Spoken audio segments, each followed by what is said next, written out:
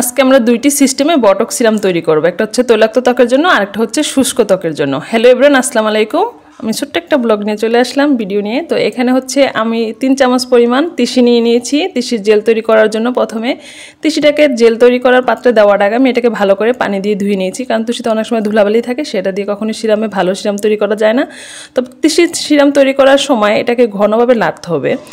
আমি এটার সাথে দিয়ে দিলাম 3-4টা লবঙ্গ আর তিসি আমি একসাথে জ্বালান্ত করে 5 মিনিটের মতো ফুটিয়ে নেব। ফুটানোর সময় অবশ্যই খেয়াল রাখতে হবে কখনই হাত ছড়ানো যাবে না।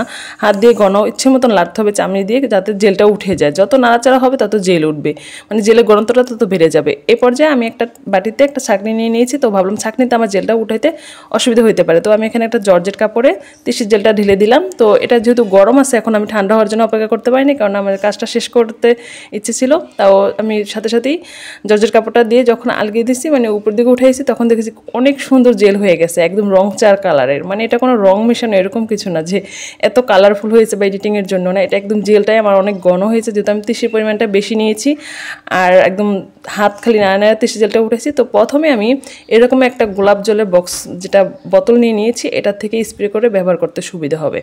এটা হচ্ছে একদম মানে তৈলাক্ত ত্বকের জন্য শুধু তিসির জেলটার সাথে একটু লবঙ্গ ব্যবহার করা। এখানে আমি প্রথমে একটা বোতলে এরকম একটা জেল ভরে নিলাম। এটা হবে তৈলাক্ত ত্বকের জন্য, শুধু তিসির জেলটাই ব্যবহার করা যাবে। চাইলে এটার সাথে একটু গোলাপ জল মিশ্রণ করা যেতে পারে। তারপর আমি বকটার মুখোশটা লিখে ফেললাম। এখন এটা দিয়ে একটু স্প্রে করে, হাতে নিয়ে স্প্রে করলে এটার থেকে জেল বের হয়ে চলে আসবে। অনায়াসে 7 দিন নর্মাল ডিপ ফ্রিজে রেখে ব্যবহার করা যাবে। এবার হচ্ছে দ্বিতীয় তিসির জেলটা ব্যবহার করার নিয়ম, তৈরি করার সিস্টেমটা আর কি। এখানে আমি কিছু লবঙ্গ দিয়ে দিলাম আর সাথে দিয়ে দেবো কিছু পলাউর চল।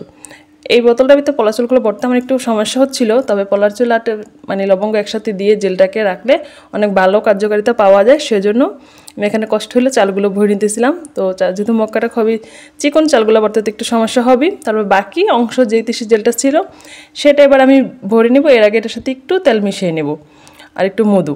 যেহেতু এটা শুষ্ক ত্বকের জন্য 1 চামচ পরিমাণ মধু আর হচ্ছে 3-4 ফোঁটা অলিভ অয়েল। মধুর পরিমাণটা অল্প, অলিভ অয়েল পরিমাণটা অল্প, 3-4 ফোঁটা দিলে না। এখানে আপনি চাইলে ইকেপ ব্যবহার করতে পারেন যদি আপনার ইকেপ স্যুট করে, আর যদি মধু স্যুট না করে তাহলে মধুটা স্কিপ করতে পারেন। যেহেতু আমি এটা তৈলাক্ত ত্বকের জন্য না, শুষ্ক ত্বকের জন্য বানাইতেছি, সেজন্য এখানে আমি তেলও ব্যবহার করছি, অলিভ অয়েল আর মধুও 1 চামচ পরিমাণ সামান্য ব্যবহার করে নিয়েছি। 3টা মিশ্রণ একসাথে করে এটা এখন আমি বোতলে ভরে নিতেছি। এখন চালগুলো দিয়ে এটাকে নাড়াচাড়া করে চালগুলো পুরো মিশ্রণ করে নিব। আমার এখানে তৈলাক্ত ত্বকের জন্য আর শুষ্ক ত্বকের জন্য, 2টা ত্বকের জন্যই আমি এখানে বটক্স সিরামটা রেডি করে ফেলতে পেরেছি। এটা আপনি অনায়াসে 7 দিন ব্যবহার করতে পারবেন বা 15 দিন ব্যবহার করতে পারবেন নর্মাল ফ্রিজে রেখে। কিন্তু যদি বাইরে রাখেন অবশ্যই এটা ভালো থাকবে না, নষ্ট হয়ে যাবে, পানি লিকুইড হয়ে যাবে।